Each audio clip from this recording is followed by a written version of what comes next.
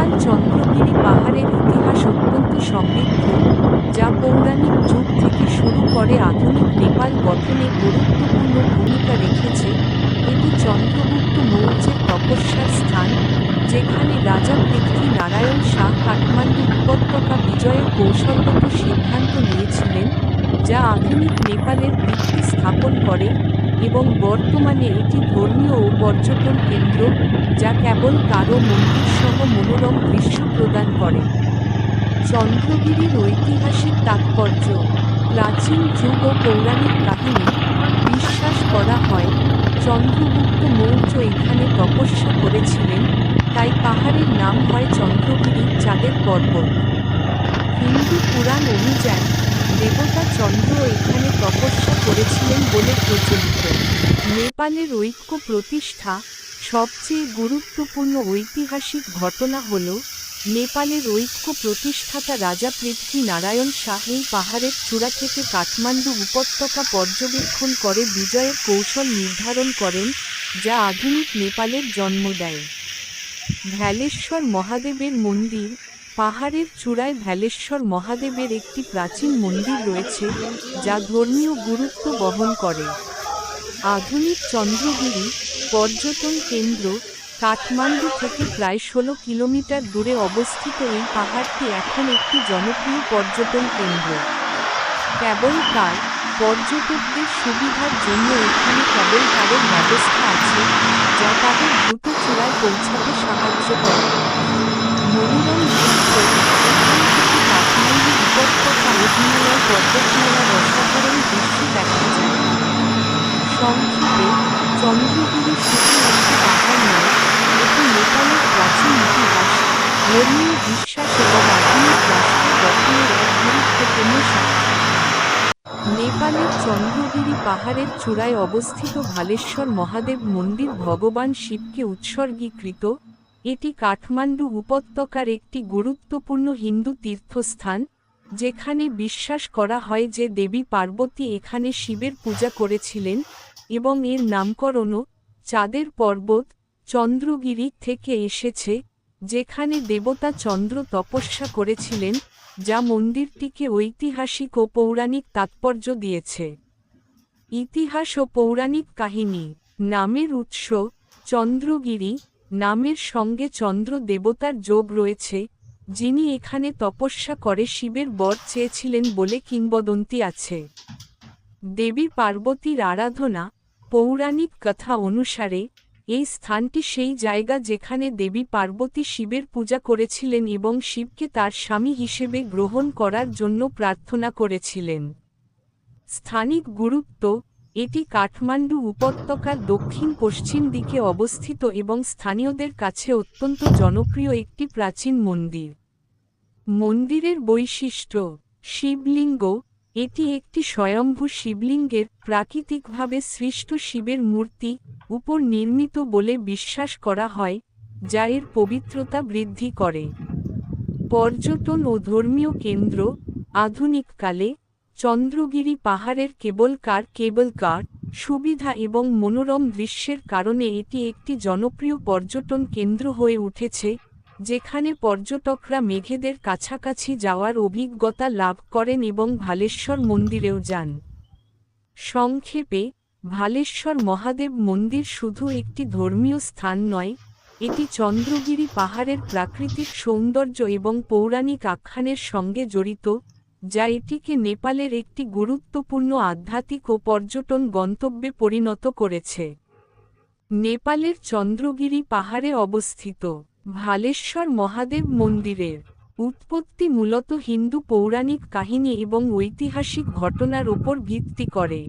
এটি সমুদ্রপৃষ্ঠ থেকে 2571 মিটার উচ্চতায় অবস্থিত একটি গুরুত্বপূর্ণ তীর্থস্থান।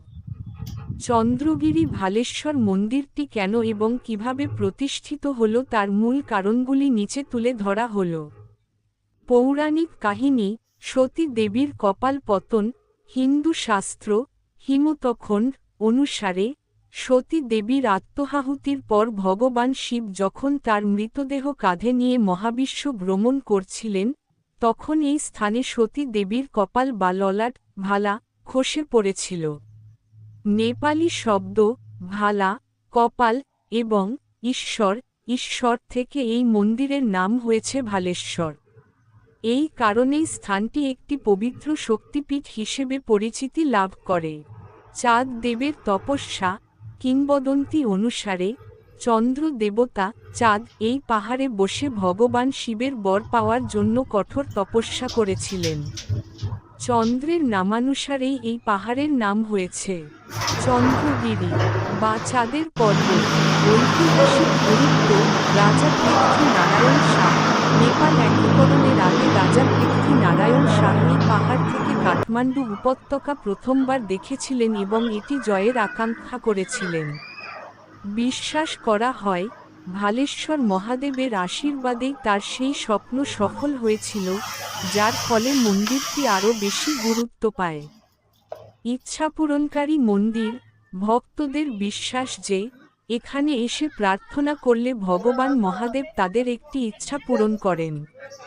স্থানীয় কৃষকদের মধ্যে প্রচলিত রয়েছে যে খরার সময় মন্দিরে গিয়ে প্রার্থনা করলে তারা বাড়ি ফেরার আগেই বৃষ্টি নামে।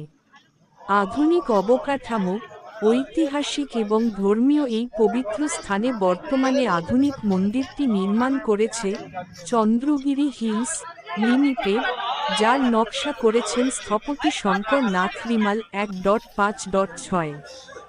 বর্তমানে পর্যটক ও ভক্তরা থানকোট থেকে কেবল কারের মাধ্যমে সহজেই পাহাড়ের শীর্ষে এই মন্দিরে পৌঁছাতে পারেন। এই মন্দির থেকে হিমালয় অন্নপূর্ণা থেকে এভারেস্ট পর্যন্ত এবং পুরো কাঠমান্ডু উপত্যকার মণিমুগ্ধকর দৃশ্য দেখা যায়, যা একে একটি প্রধান ধর্মীয় ও পর্যটন কেন্দ্রে পরিণত করেছে।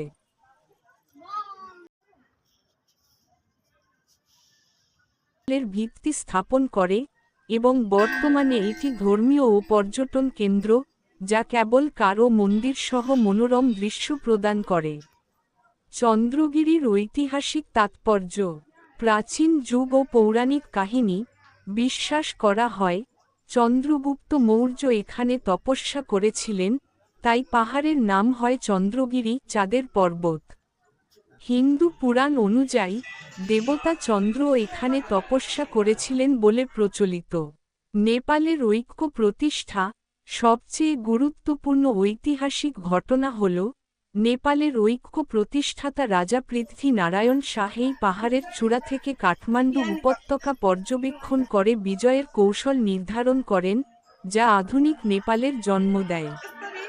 ভালেশ্বর মহাদেবের মন্দির পাহাড়ের চূড়ায় ভালেশ্বর মহাদেবের একটি প্রাচীন মন্দির রয়েছে, যা ধর্মীয় গুরুত্ব বহন করে। আধুনিক চন্দ্রগিরি পর্যটন কেন্দ্র কাঠমান্ডু থেকে প্রায় 16 কিলোমিটার দূরে অবস্থিত এই পাহাড়টি এখন একটি জনপ্রিয় পর্যটন কেন্দ্র। কেবল কার পর্যটকদের সুবিধার জন্য এখানে কেবল কারের ব্যবস্থা আছে, যা তাদের দ্রুত চূড়ায় পৌঁছাতে সাহায্য করে। মনোরম দৃশ্য এখান থেকে কাঠমান্ডু উপত্যকা ও হিমালয় পর্বতমালার অসাধারণ দৃশ্য দেখা যায়। সংক্ষেপে চন্দ্রগিরি শুধু একটি পাহাড় নয়, এটি নেপালের প্রাচীন ইতিহাস, ধর্মীয় বিশ্বাস এবং আধুনিক রাষ্ট্র গঠনের এক গুরুত্বপূর্ণ সাক্ষী। নেপালের চন্দ্রগিরি পাহাড়ের চূড়ায় অবস্থিত ভালেশ্বর মহাদেব মন্দির ভগবান শিবকে উৎসর্গীকৃত। এটি কাঠমান্ডু উপত্যকার একটি গুরুত্বপূর্ণ হিন্দু তীর্থস্থান, যেখানে বিশ্বাস করা হয় যে দেবী পার্বতী এখানে শিবের পূজা করেছিলেন এবং এর নামকরণও চাঁদের পর্বত চন্দ্রগিরি থেকে এসেছে, যেখানে দেবতা চন্দ্র তপস্যা করেছিলেন, যা মন্দিরটিকে ঐতিহাসিক ও পৌরাণিক তাৎপর্য দিয়েছে। ইতিহাস ও পৌরাণিক কাহিনী নামের উৎস চন্দ্রগিরি নামের সঙ্গে চন্দ্র দেবতার যোগ রয়েছে, যিনি এখানে তপস্যা করে শিবের বর চেয়েছিলেন বলে কিংবদন্তি আছে। দেবী পার্বতীর আরাধনা পৌরাণিক কথা অনুসারে এই স্থানটি সেই জায়গা যেখানে দেবী পার্বতী শিবের পূজা করেছিলেন এবং শিবকে তার স্বামী হিসেবে গ্রহণ করার জন্য প্রার্থনা করেছিলেন। স্থানিক গুরুত্ব এটি কাঠমান্ডু উপত্যকার দক্ষিণ পশ্চিম দিকে অবস্থিত এবং স্থানীয়দের কাছে অত্যন্ত জনপ্রিয় একটি প্রাচীন মন্দির। মন্দিরের বৈশিষ্ট্য। শিবলিঙ্গ। এটি একটি স্বয়ম্ভূ শিবলিঙ্গের প্রাকৃতিকভাবে সৃষ্ট শিবের মূর্তি উপর নির্মিত বলে বিশ্বাস করা হয়, যা এর পবিত্রতা বৃদ্ধি করে। পর্যটন ও ধর্মীয় কেন্দ্র।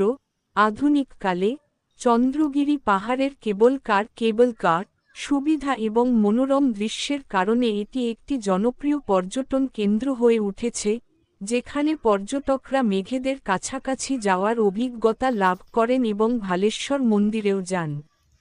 সংক্ষেপে, ভালেশ্বর মহাদেব মন্দির শুধু একটি ধর্মীয় স্থান নয়, এটি চন্দ্রগিরি পাহাড়ের প্রাকৃতিক সৌন্দর্য এবং পৌরাণিক আখ্যানের সঙ্গে জড়িত, যা এটিকে নেপালের একটি গুরুত্বপূর্ণ আধ্যাত্মিক ও পর্যটন গন্তব্যে পরিণত করেছে। নেপালের চন্দ্রগিরি পাহাড়ে অবস্থিত ভালেশ্বর মহাদেব মন্দিরের উৎপত্তি মূলত হিন্দু পৌরাণিক কাহিনী এবং ঐতিহাসিক ঘটনার ওপর ভিত্তি করে। এটি সমুদ্রপৃষ্ঠ থেকে 2571 মিটার উচ্চতায় অবস্থিত একটি গুরুত্বপূর্ণ তীর্থস্থান। চন্দ্রগিরি ভালেশ্বর মন্দিরটি কেন এবং কিভাবে প্রতিষ্ঠিত হল তার মূল কারণগুলি নিচে তুলে ধরা হল। পৌরাণিক কাহিনী। সতী দেবীর কপাল পতন।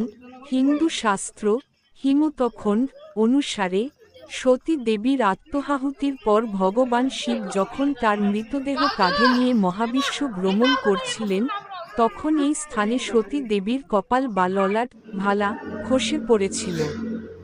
নেপালি শব্দ ভালা কপাল এবং ঈশ্বর থেকে এই মন্দিরের নাম হয়েছে ভালেশ্বর। এই কারণেই স্থানটি একটি পবিত্র শক্তিপীঠ হিসেবে পরিচিতি লাভ করে। চাঁদ দেবের তপস্যা। কিংবদন্তি অনুসারে, চন্দ্র দেবতা চাঁদ এই পাহাড়ে বসে ভগবান শিবের বর পাওয়ার জন্য কঠোর তপস্যা করেছিলেন। চন্দ্রের নামানুসারেই এই পাহাড়ের নাম হয়েছে চন্দ্রগিরি বা চাঁদের পর্বত। ঐতিহাসিক গুরুত্ব। রাজা পৃথ্বী নারায়ণ শাহ। নেপাল একীকরণের আগে রাজা পৃথ্বী নারায়ণ শাহ এই পাহাড় থেকে কাঠমান্ডু উপত্যকা প্রথমবার দেখেছিলেন এবং এটি জয়ের আকাঙ্ক্ষা করেছিলেন। বিশ্বাস করা হয়, ভালেশ্বর মহাদেবের আশীর্বাদেই তার সেই স্বপ্ন সফল হয়েছিল, যার ফলে মন্দিরটি আরও বেশি গুরুত্ব পায়। ইচ্ছাপূরণকারী মন্দির। ভক্তদের বিশ্বাস যে, এখানে এসে প্রার্থনা করলে ভগবান মহাদেব তাদের একটি ইচ্ছা পূরণ করেন। স্থানীয় কৃষকদের মধ্যে প্রচলিত রয়েছে যে, খরার সময় মন্দিরে গিয়ে প্রার্থনা করলে তারা বাড়ি ফেরার আগেই বৃষ্টি নামে। আধুনিক অবকাঠামো।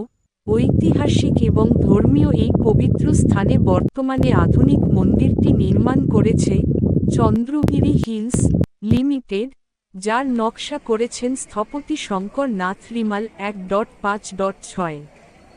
বর্তমানে পর্যটক ও ভক্তরা থানকোট থেকে কেবল কারের মাধ্যমে সহজেই পাহাড়ের শীর্ষে এই মন্দিরে পৌঁছাতে পারেন।